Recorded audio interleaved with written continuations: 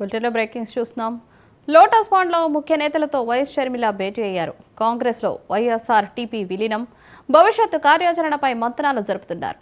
ఇడుపులపాయలో party విలీనంపై నిర్ణయం ప్రకటించనున్నారు షర్మిల.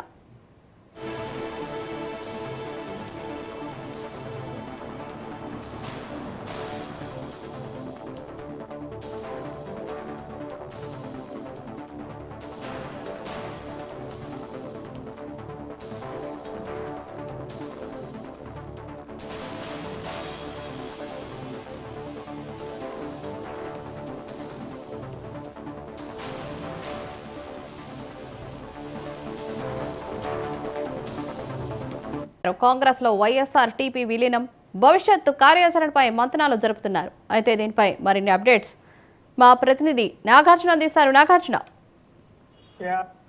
ఈ రోజు 11 గంటలకి లోటస్ పాండ్ లో షర్మిల ముఖ్య నేతలతో సమావేశంగా ఉన్నారు. గత కొన్ని రోజులుగా ఏదైతే షర్మిల కాంగ్రెస్ పార్టీలో జాయిన్ అయ్యి ఆంధ్రప్రదేశ్ సంబంధించి పిసిసి చీఫ్ గా బాధ్యతలు నిర్వహిస్తుందని చెప్పి ఊహాగానాలు అయితే వస్తున్నాయి. దానికి సంబంధించి ఇప్పటికే ఢిల్లీలో రాహుల్ గాంధీ, ప్రియాంక గాంధీలతో మాట్లాడడం జరిగింది. అలానే డికే శివకుమార్ ఈ బాధ్యతలు అప్పగించారని చెప్పి అంతా తెలిసిన విషయమే. కాకపోతే ఈ రోజు దీని మీద ఒక కీలక ప్రకటన చేసే అవకాశం అయితే ఉంది. ముఖ్య నేతలతో సమావేశం అయిన తర్వాత పార్టీ భవిష్యత్తు, అలానే ఈ ఒకవేళ విలీనం చేస్తే జరిగేటువంటి పరిణామాలు, వీటన్నిటి మీద షర్మిల ఈ రోజు ముఖ్య నేతలతో చర్చించనున్నారు.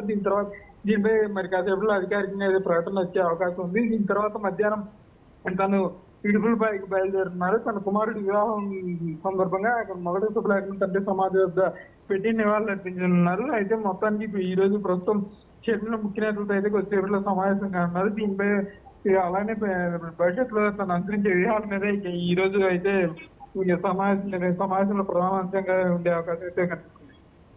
నాగార్జున, మనం చూసుకున్నట్లయితే వైఎస్ షర్మిల కాంగ్రెస్ లో చేరబోతున్నారు. కాంగ్రెస్ లో విలీనం కాకపోతుంది పార్టీ, అక్కడ సీట్ కూడా ఆఫర్ ఇస్తారు అని ఊహాగానాలు అయితే వస్తున్నాయి. ఎంతవరకు నిజం అంటారు?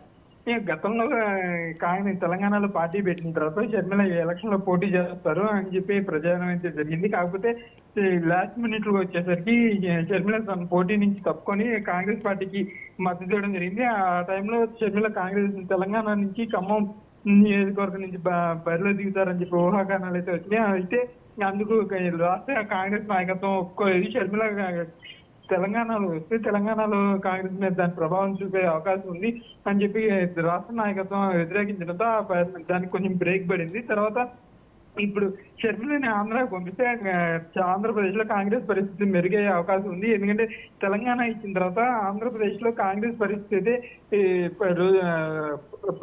కాంగ్రెస్ పార్టీ అయితే ఉంది కానీ దాని మనుగడ అయితే లేదు. సో షర్మిలని ఆంధ్రప్రదేశ్ కి పంపిస్తే రాజన్న బిడ్డగా రాజశేఖర రెడ్డి కూతురుగా షర్మిల కలిసి వచ్చే అవకాశం, అలానే కాంగ్రెస్ పార్టీ పరిస్థితి కూడా మెరుగవుతుందన్న అంచనా అయితే కాంగ్రెస్ పార్టీ వచ్చింది. దానికి సంబంధించి ఇప్పటికే చర్చలు అయితే జరుగుతున్నాయి. గతంలో ఆమెకి కాంగ్రెస్ పార్టీ నుంచి ఎమ్మెల్సీగా పోటీ చేస్తే, అలానే ఎంపీ స్థానానికి పోటీ చేస్తారన్న ప్రచారం అయితే జరిగింది. కానీ అవన్నీ ఏమీ లేకుండా ఈరోజు షర్మిల అయితే ఆంధ్రప్రదేశ్ బాధ్యతలు అయితే స్వీకరించడానికి సిద్ధంగా ఉందని చెప్పి ఆంధ్రప్రదేశ్ కాంగ్రెస్ నాయకులు చెప్తున్న వాదన. అయితే నిన్న విహెచ్ కూడా మాట్లాడుతూ షర్మిల ఆంధ్రాకి వెళ్తే ఆంధ్రాలో కాంగ్రెస్ పరిస్థితి మెరుగవుతుంది, ఆంధ్రాలో ప్రజల తరఫున పోరాడాలని చెప్పి విహెచ్ కూడా కీలక వ్యాఖ్యలు చేయడం జరిగింది. అయితే ఈ మొత్తానికి షర్మిలని ఆంధ్రప్రదేశ్ పీసీ నుంచి పగ్గాలు అయితే అప్పగించి ఆంధ్రప్రదేశ్ నుంచి ఎన్నికల బరిలో పోటీ చేసే అవకాశం అయితే కనిపిస్తుంది. Right Nagarjuna, thank you.